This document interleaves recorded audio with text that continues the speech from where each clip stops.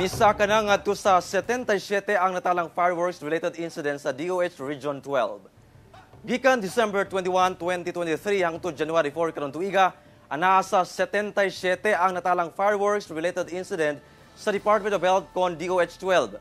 Pinakadagang natala sa South Cotabato nga dunay 36, 20 sa Cotabato, 11 sa Sultan Kudarat, 6 sa General Santos City ug dunay 4 sa Sarangani. Sagad matud pa kanila ang nasamdan sa kamot tungod sa mga iligal nga pabuto sama sa 5-star, Boga ug Triangle.